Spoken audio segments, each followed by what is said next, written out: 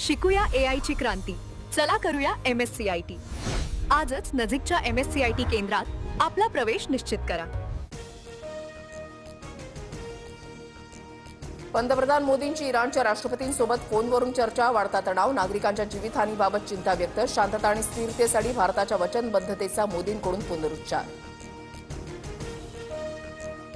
होर्मुझ सामुद्रधुनीचा मार्ग बंद ठेवणार. आमच्या टार्गेटवर फक्त अमेरिकेचे एअरबेस. मुलींच्या हत्येचा बदला घेणार. इराणचे नेते मुस्तफा खामेनींची ट्रम्प यांना धमकी. अमेरिकन नौदल होर्मुझ सामुद्रधुनीमधून तेल टँकरना सुरक्षा देऊ शकणार नाही. सध्या इराणच्या आक्रमणाला उत्तर देण्यावर लष्कराचा भर. महिना अखेरपर्यंत सुरक्षा पुरवू. अमेरिकेचे ऊर्जा सचिव क्रिस राईट यांची माहिती. राज्यभरात गॅस सिलेंडर मिळवण्यासाठी नागरिकांच्या रांगा. पुणे, नागपूरसह प्रमुख शहरांमध्ये नागरिकांच्या लांबच लांब रांगा. सिलेंडर मिळवताना ग्राहकांच्या नाकीनऊ संताप व्यक्त. युद्धामुळे भारतामध्ये एलपीजी गॅसची मोठी टंचाई. घरगुती गॅसचा पुरवठा प्राथमिकतेनं करा. गॅस टंचाईबाबत मुंबई हायकोर्टाचे राज्य सरकारला निर्देश. तर 17 मार्चपर्यंत जबाब नोंदवण्याचेही निर्देश. गॅस तुटवड्यामुळे देशातील 20% लोकसंख्येला मोठा फटका. आजपासून व्यावसायिक गॅसचा पुरवठा सुरळीत सुरू होणार. पेट्रोलियम मंत्री हरदीप पुरींची लोकसभेत घोषणा.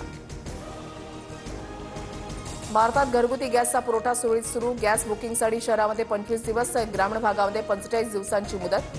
पर्यायी म्हणून रॉकेलचा साठा उपलब्ध करून देणार. पेट्रोलियम मंत्री हरदीप पुरींची माहिती. भारतात इंधनाचा कोणताही तुटवडा नाही. अफवांवर विश्वास ठेवू नका. लवकरच सीएनजी गॅसचा पुरवठा पूर्णतः सुरळीत होईल. पेट्रोलियम मंत्र्यांची ग्वाही. भारतात पुरेसा तेल साठा. जगातील 40 देशांकडून तेल खरेदी. पर्यायी मार्गांनी पुरवठा सुरू असल्यानं टंचाई भासणार नाही. पेट्रोलियम मंत्री हरदीप पुरींचं संसदेमध्ये महत्त्वपूर्ण निवेदन. पुण्यातील येरवडा मनोरुग्णालयामध्ये गॅसचा तुटवडा. रुग्णांच्या सुविधेसाठी गॅस सिलेंडरचा पुरवठा करा. मनोरुग्णालय प्रशासनाची जिल्हाधिकाऱ्यांकडे मागणी.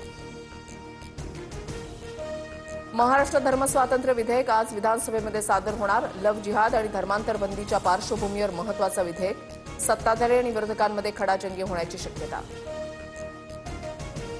धाराशिव जिल्हा परिषद अध्यक्षपदासाठी आज निवड. भाजपच्या अर्चना पाटील यांचं नाव जवळपास निश्चित. सूत्रांची माहिती.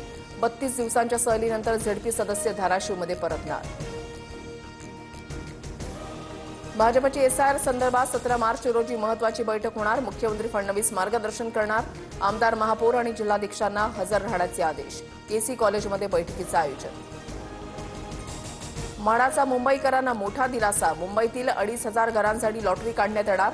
मार्च महिन्याच्या अखेरीस जाहिरात निघणार. नाशिकमध्ये मार्च महिन्यातच उन्हाचा उच्चांक. तापमानाचा पारा 38 अंशांवर. वाढत्या उष्णतेनं नागरिक हैराण. नागपूरसह विदर्भामध्ये आजपासून पावसाचे ढग दाटणार. वादळी वाऱ्यासह हलक्या ते मध्यम पावसाची शक्यता. 14 आणि 15 मार्चला अवकाळी पावसासोबतच हवेचा जोर जास्त राहणार. रिलायन्स समूहाचे अध्यक्ष अनिल अंबानींची मालमत्ता ईडीकडून जप्त. रिलायन्सची 581 कोटींची मालमत्ता जप्त. पेमा अंतर्गत अनिल अंबानींवर ईडीकडून कारवाईचा बडगा.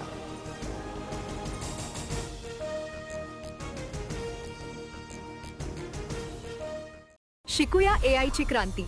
चला करूया MSCIT. आजच नजीकच्या MSCIT केंद्रात आपला प्रवेश निश्चित करा.